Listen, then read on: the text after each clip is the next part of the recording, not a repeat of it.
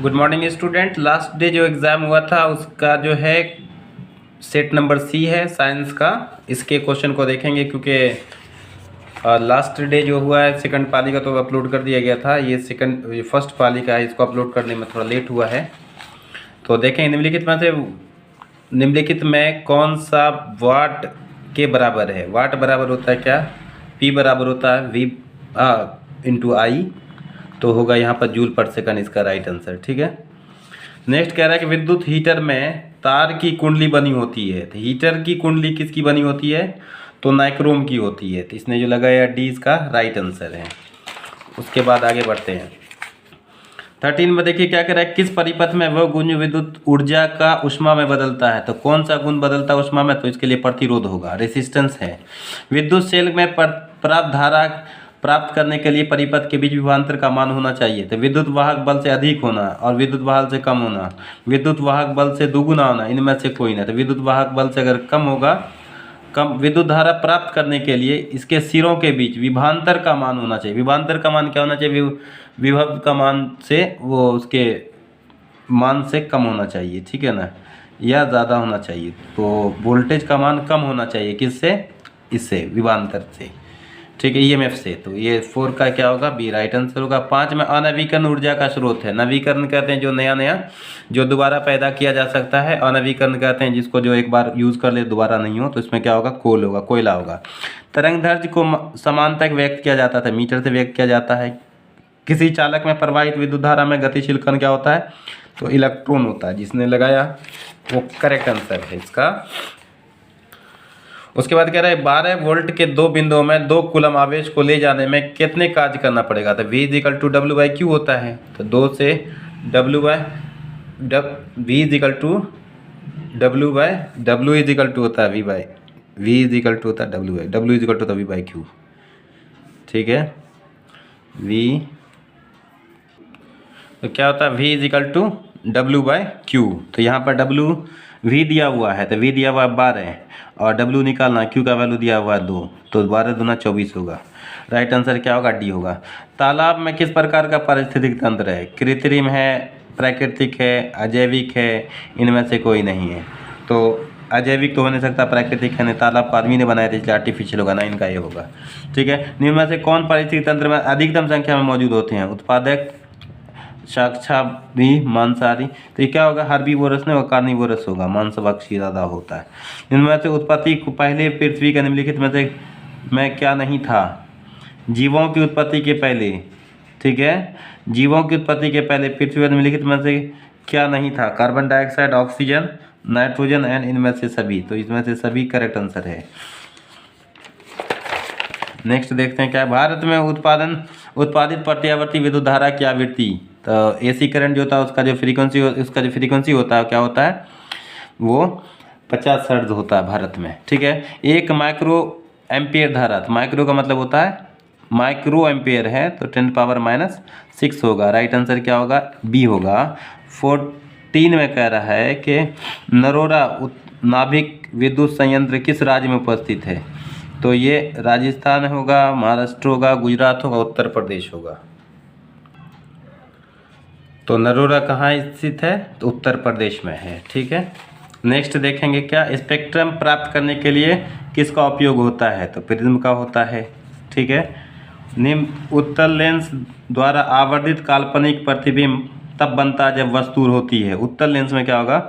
Focus और lens के बीच, B वाला करेक्ट आंसर होगा। फोकस और लेंस के बीच डबल बनेगा, बड़ा बनेगा। ठीक है।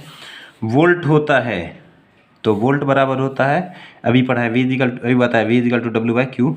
V का क्या होगा? जूल, ये पर कूलम। तो बी राइट आंसर होगा। ठीक। उसके बाद विद्युत आवेश का प्रवाह की दर को कहते हैं, विद्युत आवेश के प्रवाह की दर को विद्युत धारा कहते हैं। ठीक है। नेक्स्ट क्या कह रहा है, निम्नलिखित में से कौन सा कथन जो है ना सत्य है? तो जूल बराबर होता है वोल्ट इंटू एम्पियर। कौन सा कथन सत्य है? जूल बराबर तो वाट बराबर होता है। ठीक है। जूल बराबर होता है वोल्ट इंटू कूलम। तो V is equal to W by Q. तो जूल होगा coulomb into volt. Coulomb into volt, ये बी वाला करेक्ट आंसर है। ठीक है, CHO अभिक्रियाशील समूह कहते हैं, तो सही है ये सी इसका एल्डिहाइड का। ठीक है, जिसने लगाया है करेक्ट आंसर। ठीक है, फिर 21 में देखेंगे एथेनॉल का सांद्र, इसका राइट आंसर भी डी होगा। 22 का राइट आंसर बी होगा। 23 का राइट आंसर बी हो, सॉरी इसका क्या होगा, क्या कह रहा है, आवर्त सारणी में किस आवर्त का तत्वों का निम्नलिखित गुण समान होता है, तो परमाणु भार, परमाणु आयतन, संयोजकता इलेक्ट्रॉन और कक्षों की संख्या, तो यही होता है। ठीक है, कौन सा गुण समान होता है, निम्नलिखित किस आवर्त के, हाँ ठीक है, तो कक्षों की संख्या, डी इसका करेक्ट आंसर होगा। 24 में देखेंगे, इसका भी करेक्ट आंसर बी होगा। 25 का करेक्ट आंसर क्या होगा, मटर में सबसे पहले क्या था ना, तो पी में क्या था, मटर में क्या, राइट आंसर क्या होगा, सी होगा। फिर आगे बढ़ते हैं। 26 में किस प्रकार की शोषण के लिए किस प्रकार की शोषण में अधिक ऊर्जा मुक्त होती है। ठीक है, तो मुक्त ऊर्जा होगी एरोबिक, एनोरबिक। ठीक है, तो वायवीय में अधिक ऊर्जा मुक्त होगी। ठीक है, वायवीय मतलब एरोबिक। मानव के शरीर का नरजनन ग्रंथि कहलाता है विरशन। ठीक है, टेस्टिस। ठीक है, ग्रंथि कह रहा है। ठीक है, गिलांड है ना, गिलांड होगा तो अधिविरशन, अशुक्रजनन नलिका। ठीक है, तो विरशन होगा। ठीक है, तो इसका राइट आंसर क्या होगा, टेस्टिस ही होगा, ए होगा। ठीक है, नेक्स्ट क्वेश्चन देखते हैं बच्चों। तो जीवन की एक महत्वपूर्ण विशेषता है, तो अणु की गति, वृद्धि, संग और समन्वय। तो जीवन की एक महत्वपूर्ण विशेषता, an important characteristic of life is movement of molecules, growth भी है और ऑर्गेनाइजेशन भी है, कोऑर्डिनेशन भी है। तो इसका राइट आंसर कौन होगा, तो इसका राइट आंसर क्या होगा, वृद्धि होगा, मीन्स की ग्रोथ होगा। स्वपोषी पोषण का उदाहरण कौन है, तो पौधा है, प्लांट है। 29 का ये होगा। उसका 30 में देखते हैं, ग्लाइकोलाइसिस होता है किस में होता है, तो साइटोप्लाज्म में होता है, बी राइट आंसर है। तंत्रिका तंत्र का जो क्रियात्मक इकाई जो होता है न्यूरॉन होता है। नेक्स्ट क्वेश्चन कह रहे हैं एंजाइम वसा पर क्रिया होता है, तो जो राइट आंसर होगा सुइटेबल एग्जाम्पल, वैसे अमाइलेज भी होता है और लाइपेज भी होता है, तो सुइटेबल एग्जाम्पल क्या, सुइटेबल ऑप्शन क्या है, लाइपेज होगा। ठीक है, नेक्स्ट क्या है कि आवर्त सारणी में इसका राइट आंसर क्या होगा, 2 होगा। इसका राइट आंसर क्या होगा, ए होगा। इसका 35 का राइट आंसर क्या होगा, इसका बी, एल से ये भी करेक्ट है। ठीक है, उसके बाद देखिए 36 का राइट आंसर क्या कर रहा है, इसका राइट आंसर सी होगा। 37 का राइट आंसर भी ए ही होगा। ठीक है, 38 का राइट आंसर आवर्त सारणी में, तो इसमें निष्क्रिय गैस होता है किसी तत्व का एक शेल में, इसका भी राइट आंसर क्या होगा, नियॉन होगा। तो यहाँ तक तो चले हम लोग 40 तक पहुँचे। निम्नलिखित कौन सा सबसे अधिक क्रियाशील, हाँ हेलोजन है, तो हेलोजन में फ्लोरीन होता है। ओजोन में आणविक सूत्र क्या होता है, O3 होता है। ये सब सारा का सारा चीज़ आपको क्लास में बता चुका है, बताया जा चुका है। पीएच में कौन सा मान क्षारक विलयन के लिए निरूपित करता है, तो जो सबसे ज़्यादा होगा वही क्षारक होगा, तो 13 इसमें ज़्यादा है इसलिए 13 क्षारक होगा। एक जल के ईंधन में इसमें क्या होगा, 2:1 के रेशियो में होगा। ठीक है, उसके बाद नेक्स्ट क्या है, इसका भी राइट आंसर बी लगाया है। ठीक है, जिसने लगाया वो अच्छा किया है। सबसे कठोर प्राकृतिक पदार्थ कौन है, तो हीरा है। बताया था कि सिल्वर आयोडाइड का रंग कैसा होता है, तो श्वेत होता है, वाइट होता है। श्वसन किस प्रकार की रासायनिक अभिक्रिया, तो दोनों में देखिए यहाँ पर एक्सोथर्मिक भी होगा और क्या है, ऑक्सीडेशन भी होगा। तो लेकिन राइट आंसर जो सुइटेबल एग्जाम होगा आंसर वो ए होगा। एक्सोथर्मिक है और ये ऑक्सीडेशन है, तो ये आपसे पूछ रहा है रासायनिक रिएक्शन, तो ऑक्सीडेशन होगा। रिएक्शन पूछ रहा है तो ऑक्सीडेशन होगा। इसका देखिए राइट, कॉर्पस ल्यूटम से स्रावित हार्मोन, तो कौन होगा, प्रोजेस्टेरोन होता है। ठीक है, पारिस्थितिक तंत्र में ऊर्जा का स्रोत क्या है, सूर्य प्रकाश है। ठीक है, मानव का उद्भव स्थान क्या है, मानव कहाँ से पहले पैदा हुआ था, तो अफ्रीका में हुआ था, ऐसा है हिस्ट्री में।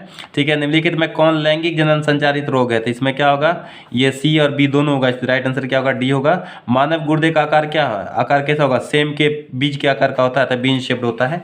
ठीक है, उसके आगे 53 में देखिए, 53 में देखिए किशोर अवस्था में क्या होगा, किशोर अवस्था में होने वाले शारीरिक परिवर्तन, फिजिकल चेंज किसको होगा, टेस्टोस्टेरोन नहीं होगा, तो क्या होगा, एस्ट्रोजन और थायरोक्सिन होगा। बी, ए और बी दोनों करेक्ट होगा, इसका डी ऑप्शन सही होगा। यौन परिपक्वता की अवधि को कहते हैं क्या, पोवर्टी कहते हैं। ठीक है, ओजोन परत पर ह्रास मुख्यतः किसके द्वारा, तो क्लोरोफ्लोरोकार्बन से होता है, CFC से होता है। ठीक, फिर से 57 को देखते हैं, जल में घुलनशील भस्म कहलाता है, तो क्या कहलाता है, क्षार क्षार कहलाता है, जल में घुलनशील भस्म कहलाता है, जल में घुलनशील भस्म कहलाता है। भस्म जो होगा वो जो जल में घुलाएगा उसी को क्षार कहते हैं, ठीक है। और नेक्स्ट क्या है कि सोडा एच का रासायनिक सूत्र क्या है, तो इसका राइट आंसर क्या है, Na2CO3 होगा सोडा एच का। उसके बाद नेक्स्ट क्या है, निम्नलिखित में से कौन सा विजातीय यौगिक है, तो संगमरमर इसमें से विजातीय यौगिक होगा। देखिए चूना पत्थर है, प्लास्टर ऑफ पेरिस है, उसके बाद संगमरमर है, खड़िया है।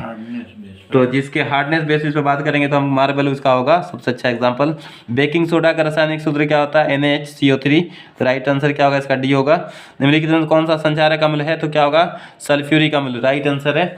उसके बाद 62 में देखेंगे मिल्क ऑफ मैग्नीशिया का पीएच मान से 10.5 होता है, तो डी ऑप्शन राइट है। 63 का सिल्वर संयोजन में इलेक्ट्रॉन की संख्या कितनी होती है, तो 6 होती है, ठीक है। 64 का क्वेश्चन देखेंगे तो इसमें आएगा क्या, निम्नलिखित में तत्वों को किसका आयनन ऊर्जा अधिकतम होता है, तो आयोडीन का आयनन ऊर्जा सबसे अधिक होता है। नेत्र द्वारा किस वस्तु का कैसा प्रतिबिंब बनता है, तो नेत्र द्वारा किसी वस्तु का कैसा प्रतिबिंब बनता है, तो वास्तविक उल्टा और वस्तु से छोटा, वास्तविक उल्टा और वस्तु से छोटा, तो राइट आंसर क्या होगा, डी होगा, ठीक है। 66 का देखिएगा क्या, विद्युत परिपथ में विद्युत धारा को मापने के लिए उपयोग किया जाता है, विद्युत धारा को मापने के लिए उपयोग किया जाता है, तो वोल्टमीटर नहीं होगा, एमीटर होगा, ठीक है। उसके बाद निम्नलिखित में से कौन विद्युत शक्ति का निरूपित नहीं करता है, देखिए क्वेश्चन बार बार क्लास में आपको कराया गया था, तो देखिए इसमें सारा ऑप्शन जो है ना V² हाँ क्या होता है, P=VI होता है ना, शक्ति को निरूपित नहीं करता है, तो V करेंगे तो I²R ये हो जाएगा, VI ये भी है, ठीक है। V को करेंगे तो क्या होगा, I को करेंगे तो V² ये हो जाएगा V/IR होता है, अगर I निकालेंगे तो V/R, तो V²/R I होगा IR², अगर हम IR करेंगे तो ये भी करेक्ट, ये करेक्ट, राइट आंसर क्या होगा, बी होगा, ठीक। कह रहा है निम्नलिखित में से किसी वस्तु का वास्तविक प्रतिबिंब कौन बनाता है, वास्तविक प्रतिबिंब कौन बनाता है, अवतल लेंस नहीं, कांच की पट्टिका नहीं, उत्तल लेंस, राइट आंसर क्या होगा, बी होगा, ठीक है। आगे बढ़ते हैं, क्वेश्चन 69 कहता है किसी बिंदु से निकलकर किरणें किसी लेंस के अपवर्तित होकर के जिस बिंदु पर मिलती हैं उसे क्या कहते हैं, तो फोकस कहते हैं। फोटोग्राफिक कैमरे का अभिदर्शक होता है, अभिदर्शक कहते हैं किसको, इसका इंग्लिश देखते हैं, इसको कहा जाता है ऑब्जेक्टिव लेंस, तो फोटोग्राफिक का ऑब्जेक्टिव लेंस कैसा होगा, तो उत्तल होगा, ठीक है। ऑब्जेक्ट की तरफ जो लेंस रहता है ऑब्जेक्टिव कहलाता है, ठीक है। तो किसी शब्दकोश में देखिए ये एनसीईआरटी के क्वेश्चन का जो है ना ये आंसर है, एनसीईआरटी से डायरेक्ट उठा के रखा गया, लेकिन एनसीईआरटी में भी इसका आंसर गलत दिया हुआ है आपके, ठीक है, कान खोल के सुन लीजिए, एनसीईआरटी का आंसर भी इसमें गलत दिया हुआ है। एनसीईआरटी का क्या दिया हुआ है कि 50 सेंटीमीटर का फोकस दूरी का उत्तल लेंस, आंसर क्या होगा, आंसर सी होगा, 50 सेंटीमीटर का, ये आंसर ये भी नहीं होगा, आंसर क्या होगा, 5 सेंटीमीटर दूरी का एक उत्तल लेंस, आंसर डी होगा, ठीक है। आपके एनसीईआरटी की बुक में लिखा हुआ है 50 सेंटीमीटर का उत्तल लेंस, गलत है, कि जो सबसे छोटा होगा वही यूज़ करेंगे, ठीक है ना, इसमें जो भी सबसे छोटा होगा यूज़ करेंगे। 50 सेंटीमीटर का लेके क्या करिएगा, बहुत बड़ा बना देगा फोटो, उतने की ज़रूरत भी नहीं है। क्या होगा, किसी गोलीय दर्पण के किसी पतले गोलीय लेंस की फोकस दूरी -15 सेंटीमीटर, दर्पण तथा लेंस संभवतः किसी गोलीय दर्पण तथा किसी पतले गोलीय लेंस की फोकस दूरियां -15 सेंटीमीटर है, दर्पण तथा लेंस संभवतः है, तो दर्पण तो कैसा होगा, फोकस दूरी माइनस में आ रहा है तो दर्पण होगा, अगर दर्पण लेंगे फोकस दूरी माइनस में है तो ये होगा अवतल, ठीक। और लेंस लेंगे तो होगा क्या, अगर लेंस कह रहा है लेंस लेंगे तो क्या हो जाएगा, ये भी माइनस ही होगा, तो ये भी अवतल होगा, तो क्या हो जाएगा, दोनों उत्तल दोनों अवतल, तो दोनों अवतल। फिर से एक बार देख लीजिए क्वेश्चन को, कह रहा है किसी गोलीय दर्पण में फोकस दूरी क्या होगा, माइनस होगा, ठीक। और अवतल लेंस की फोकस दूरी भी क्या होती है, माइनस होती है, उत्तल लेंस की फोकस दूरी प्लस होती है, उत्तल लेंस की भी फोकस दूरी प्लस होती है, ठीक है। तो दोनों क्या होगा, अवतल होगा बच्चों, ठीक है। पौधे में जनन अंग कहाँ पाया जाता है, तो पौधे का जनन अंग कहाँ पाया जाएगा, जड़ में, तना में, फल में, फूल में, किस में होगा, पुष्प में, फ्लावर में होता है, ठीक है, पुष्प में होता है, ठीक है। नेक्स्ट क्वेश्चन देखते हैं, मस्तिष्क का कौन सा पार्ट स्थिति तथा संतुलन का अनुरक्षण करता है, तो सेरेब्रम होता है, ठीक है, सेरेब्रम, तो कौन होगा इसमें, देखिए यहाँ सेरेब्रम नहीं है, यहाँ अग्र मस्तिष्क, अनुमस्तिष्क, मध्य मस्तिष्क है, इनमें से सभी, तो क्या होगा, इसमें से अनुमस्तिष्क होना चाहिए, ठीक है, राइट आंसर क्या होगा, यही बी वाला होगा, हिंड ब्रेन, राइट।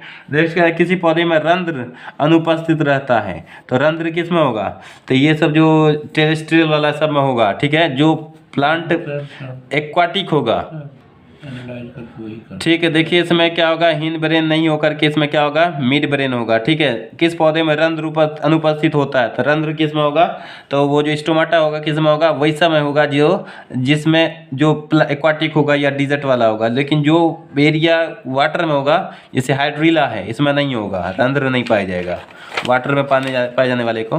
BH4 का संबंध है वायु प्रदूषण से, ये तो पढ़ाया गया। रक्त में ऑक्सीजन का वाहक है, ऑक्सीजन को कौन ले जाता है, तो हार्मोन ले जाएगा या हीमोग्लोबिन ले जाएगा, तो कौन ले जाएगा इसमें, हीमोग्लोबिन। इसमें क्या होगा, हीमोग्लोबिन होगा करेक्ट आंसर। ठीक है, निम्नलिखित में कौन बर्थ हार्मोन का किसे, निम्नलिखित में किसे बर्थ हार्मोन कहा जाता है, तो क्या किसको कहते हैं, ऑक्सीटॉक्सिन को कहा जाता है बर्थ हार्मोन। इसका बी होगा, राइट, 78 का बी राइट आंसर होगा। बीज विकसित होता है किसमें, ओव्यूल में होता है, बीजांड में होता है। ग्रहणी भाग है किसका, अमाशय का, छोटी आंत का होगा। ठीक है, चलिए 80 क्वेश्चन हो गया, फिर मिलते हैं आज SST के साथ। Thank you.